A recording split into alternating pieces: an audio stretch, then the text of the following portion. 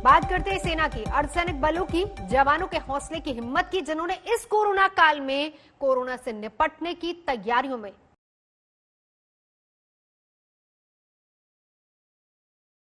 Sardar Patel Covid care centre में लगातार ambulances का आना जारी है। जिन एम्बुलेंसेज में मौजूद मरीज के लिए डिस्ट्रिक्ट हेल्थ ऑफिसर ने सिफारिश कर दी है, उन्हें सीधा प्रवेश मिल रहा है। लेकिन बाकी एम्बुलेंसेज, बाकी लोग जो इस उम्मीद में आए हैं कि उनके मरीज को शफा मिलेगी, उनको यहाँ पर निराशा हाथ लग रही है। क्योंकि यहाँ पर जो प्रोटोकॉल तय किए गए हैं, जो उनका पालन कर पा रहे हैं, सिर्फ उनको ही दाखिला मिल रहा है। ये दो नौजवान हमारे साथ हैं। इस गाड़ी में 84 साल के एक बुजुर्ग हैं।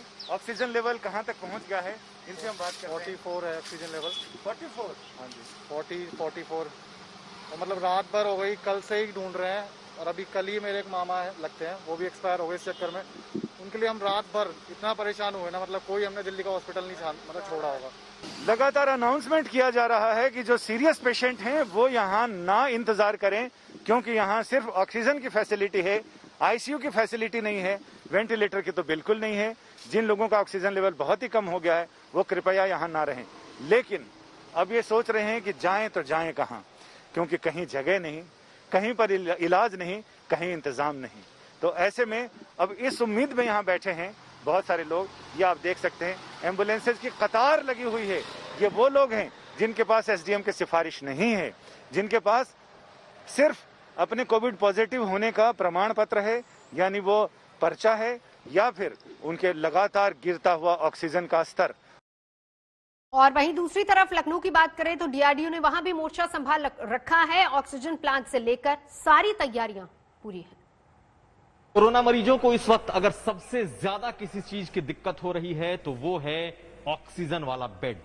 ऑक्सीजन की भी किल्लत है, लेकिन लोगों को अस्पतालों में बेड नहीं मिल पा रहे।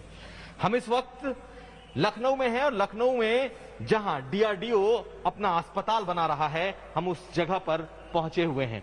आप देखिए, ये अस्पताल युद्ध स्तर पर इस वक्त इसे बनाया जा रहा है। 500 बेड का ये ऐसा अस्पताल होगा जिसमें सभी सुविधाएं, वेंटिलेटर और जो L2 लेवल के हॉस्पिटल हैं, ये पूरा का पूरा होगा। पिछले कुछ दिनों से इस हॉस्पिटल को तैयार किया जा रहा है ताकि लखनऊ और उत्तर प्रदेश का कुछ भार ये उठा सके। डीआरडीओ और राज्य सरकार इसे बना रही है। और साथ साथ आप इस पूरे इलाके को देखिए, ऐसे 3 बड़े बड़े हॉल बनाए गए हैं और इन सबों में वेंटिलेटर और साथ साथ ऑक्सीजन वाले बेड की व्यवस्था की जा रही है। उम्मीद ये की जा रही है कि आने वाले 2-3 दिनों के भीतर यह अस्पताल शुरू हो सकता है और इसकी तैयारियां पूरे जोरों पर हैं। हम आपको बाहर का भी दृश्य दिखा दें। इस अस्पताल में 2 ऑक्सीजन के प्लांट लगाए जाने हैं। एक लगाया जा चुका है और बाहर की स्थिति देखिए कि ये तैयारी युद्ध स्तर पर है। लेकिन सबसे बड़ी बात ये कि अस्पतालों में इस वक्त बेड की इतनी ज्यादा किल्लत है कि लोगों को बेड नहीं मिल रहे। ज्यादातर लोग आइसोलेशन में सिलेंडर का इस्तेमाल कर रहे हैं, सिलेंडर का जुगाड़ कर रहे हैं और फिर अपने लोगों तक ऑक्सीजन पहुंचा पा रहे हैं। ये इस वक्त की तैयारी है और ये जो जगह है, इस जगह पे आप बड़े स्तर पर इसकी तैयारियां देख सकते हैं। डीआरडीओ ने जो तैयार किया है वो 500 बेड है और उम्मीद ये की जा रही है कि इसके खुलने के साथ ही हो सकता है कि कुछ राहत, कुछ किल्लत से मुक्ति बेड के मामले में मिल सके। और उधर भोपाल में आर्मी ने आइसोलेशन वार्ड तैयार किया है और उसकी और जानकारी दे रहे हैं मेरे सहयोगी रवीश। इतिहास गवाह है, जब जब देश पर संकट आया है, फौज ने मजबूती से उसका मुकाबला किया है। एक बार फिर से सेना संकट के इस दौर में सामने आई है मध्य प्रदेश में और आइसोलेशन वार्ड एक तरीके से बनाया गया है मध्य प्रदेश की राजधानी भोपाल में भारतीय सेना की तरफ से। 3EME सेंटर में इस वक्त हम मौजूद है और आपको एक तस्वीर हम दिखाते हैं एक्सक्लूसिव आज तक पर कि कैसे अब सेना यहां पर कोरोना के जो मरीज होंगे उन्हें आइसोलेट करके रखेगी और ना केवल हल्के सिम्टम वाले बल्कि जो गंभीर रूप से कोरोना से जो पीड़ित होंगे, जिन्हें ऑक्सीजन की जरूरत।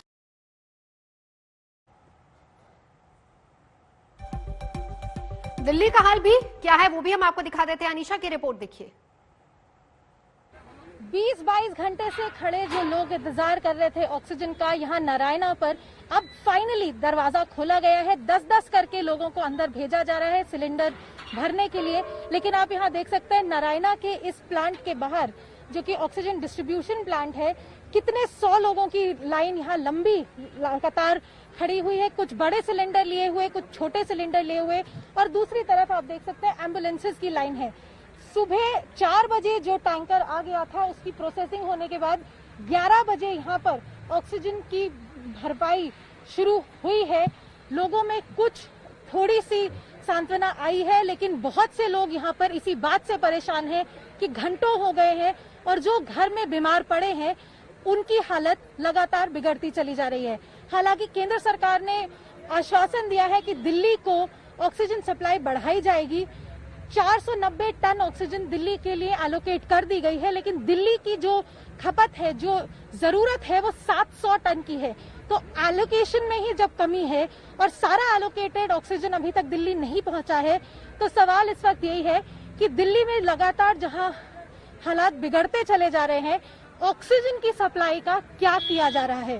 कैमरामैन सत्येंद्र के साथ अनीशा माथुर, दिल्ली आज तक। अस्पतालों के बाहर का हाल भी कुछ इसी तरह का है। एलएनजेपी अस्पताल के बाहर क्या तस्वीर है, कुमार कुणाल की रिपोर्ट देखिए।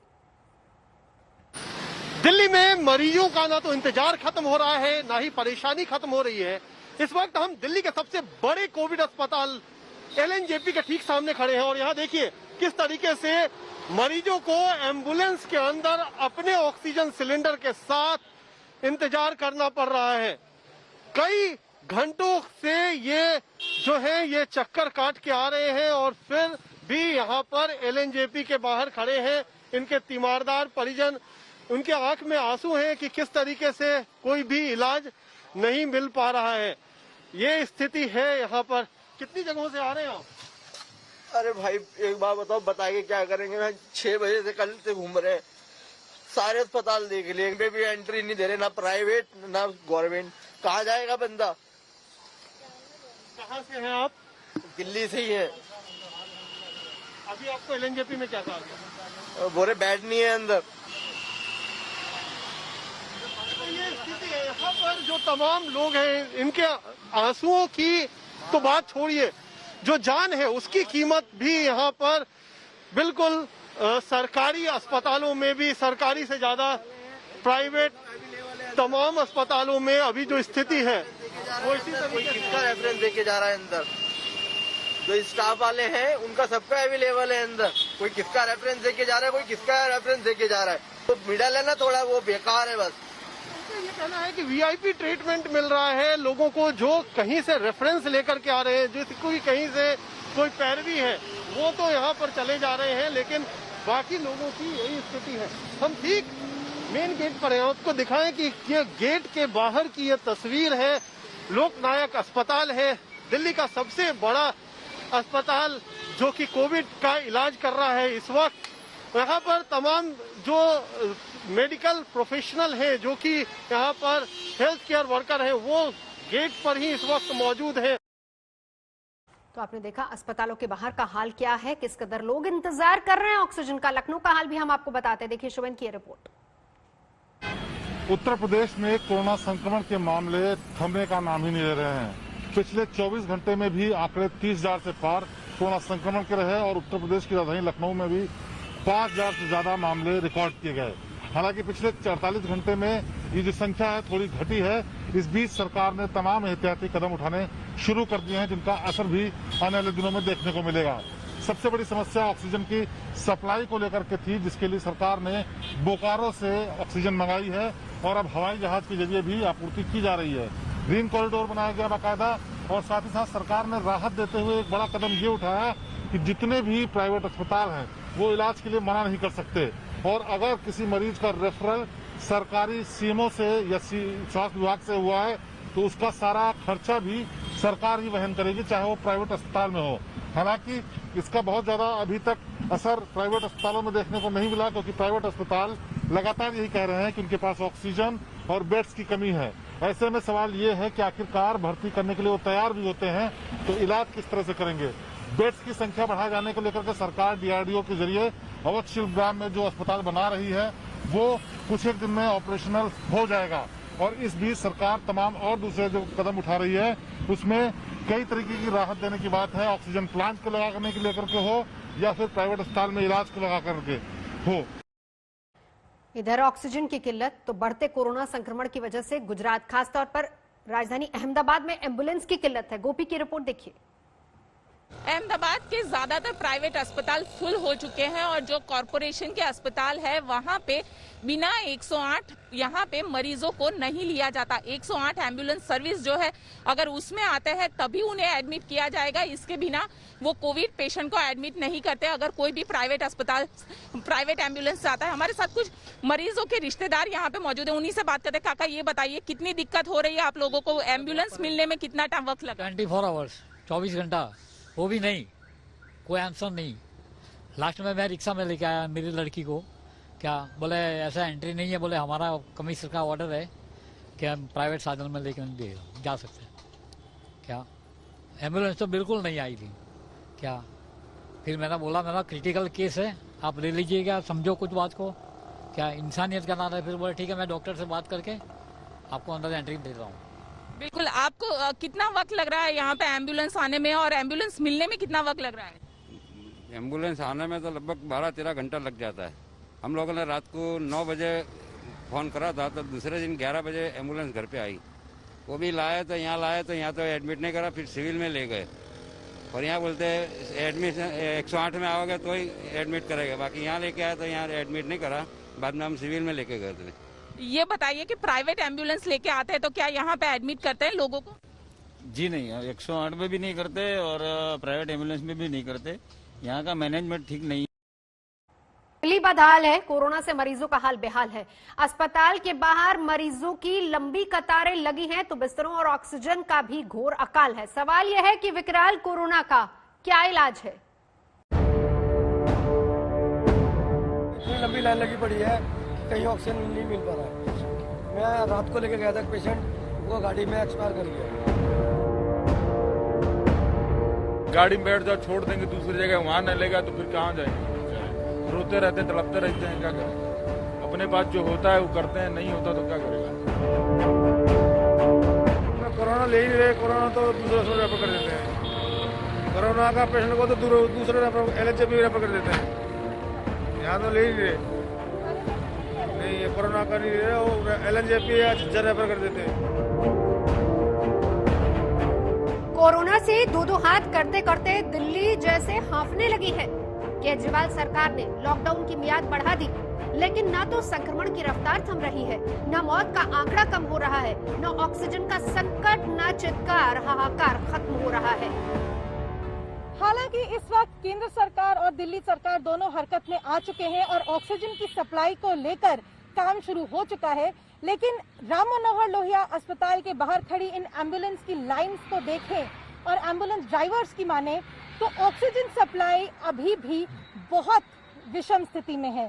दिल्ली में जो फिलिंग स्टेशन है जहां पर ये एम्बुलेंसेस जाकर अपने सिलेंडर भरवाती हैं, वहां पर 3-3, 4-4 घंटे की लाइनें लगी है एम्बुलेंसेस के लिए भी। ये राम मनोहर लोहिया अस्पताल है, एम्स के बाद दिल्ली का दूसरा सबसे बड़ा अस्पताल। लेकिन आज अगर आप यहाँ अपने रिश्तेदारों को लेकर आते हैं तो आपको यहाँ से खाली हाथ ही लौटना होगा, क्योंकि इस अस्पताल का एक एक बिस्तर मरीजों से भर चुका है। आज तक संवाददाता अनीशा माथुर ने अस्पताल के बाहर मौजूद एम्बुलेंस वालों से बात की तो दिल्ली के खौफनाक हालात सामने आ गए। मैडम जी, कम बस 6-7 सिलेंडर खाली है, 8-7 गाड़ी है ना, खाली सारा। 6 गाड़ी है हमारे पास में, मगर सारी ऑक्सीजन ही नहीं मिला तो सब खड़ी हुई है। ये नरैना प्लांट है इसका, वहाँ से भराते, वहाँ भी लाइन लगी रहती है, नंबर ही नहीं आता। नरैना बिहार के अंदर ऑक्सीजन का प्लांट है, वहाँ पे इतनी लंबी लाइन लगी पड़ी है कि कहीं ऑक्सीजन नहीं मिल पा रहा है। मैं रात को लेके गया था पेशेंट, वो गाड़ी में एक्सपायर कर गया ऑक्सीजन ना मिलने की वजह से। मेरा ऑक्सीजन खत्म हो गया था। मेरी गाड़ी के अंदर आते हैं, ऑक्सीजन नहीं मिल रही, भैया आप करो कुछ, हम लोग क्या कर सकते हैं बताओ? गाड़ी में बैठ जाओ, छोड़ देंगे दूसरी जगह, वहाँ न लेगा तो फिर कहाँ जाएंगे? वो बेचारे रोते रहते हैं, तड़पते रहते हैं, क्या करें? अपने पास जो होता है वो करते हैं, नहीं होता तो क्या करेगा? दिल्ली में पिछले सोमवार यानी 19 अप्रैल को 6 दिन के लॉकडाउन का ऐलान किया गया था, लेकिन केस पर उसका ज्यादा असर नहीं देखा गया। 19 अप्रैल को 23,686 नए मामले सामने आए थे और 240 लोगों ने अपनी जान गंवा दी थी, जबकि दोबारा जब लॉकडाउन बढ़ाने का ऐलान हुआ तब 24 घंटे का आंकड़ा 24,103 और मौत 357 तक पहुंच गई। इसी तरह लॉकडाउन के दौरान संक्रमण दर देखें तो इसमें इजाफा ही दर्ज हुआ है।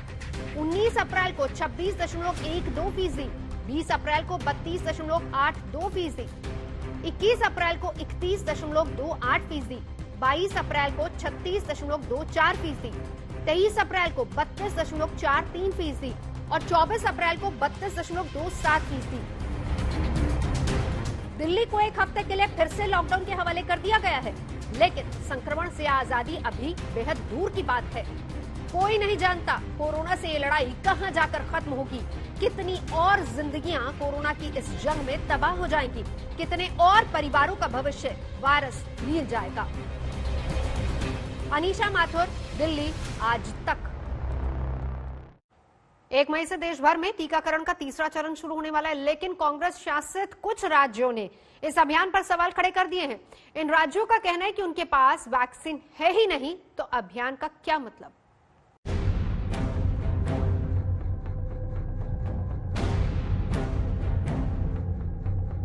एक स्वास्थ्य मंत्री कह रहे हैं वैक्सीन नहीं, सप्लाई नहीं है, और अगर ऑर्डर देने के लिए कहा जा रहा है तो फैक्ट्रियों के पास सामान नहीं है पूरा करने के लिए।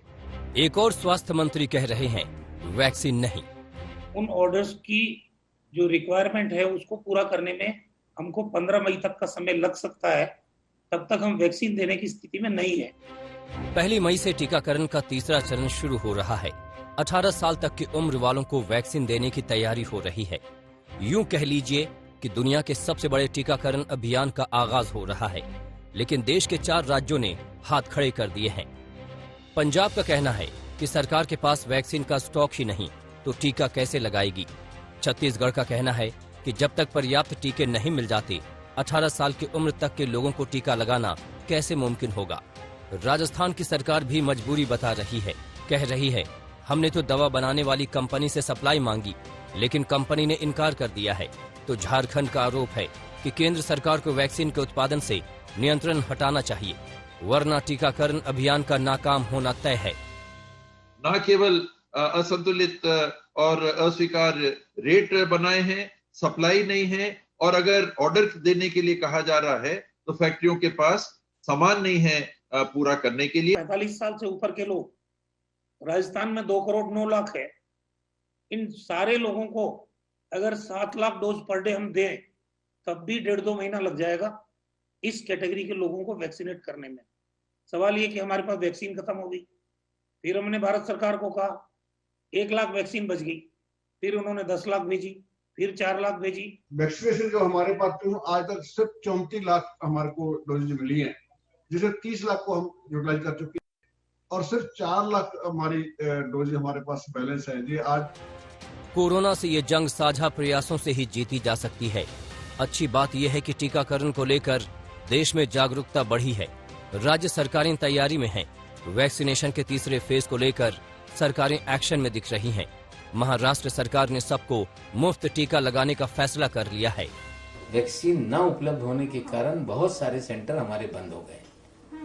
हम मांग करते हैं कि केंद्र जल्द से जल्द जो पूरा उनका स्टॉक है वो हमें मुहैया कराने का काम करे, ताकि 45 साल के ऊपर के जो सिटीजन हैं उनका जो रजिस्ट्रेशन हुआ है हम जल्द गति से वैक्सीनेशन करें। हम मांग करते हैं कि केंद्र जल्द से जल्द हमें वैक्सीन उपलब्ध करे। महाराष्ट्र पर कोरोना की मार सबसे ज्यादा है।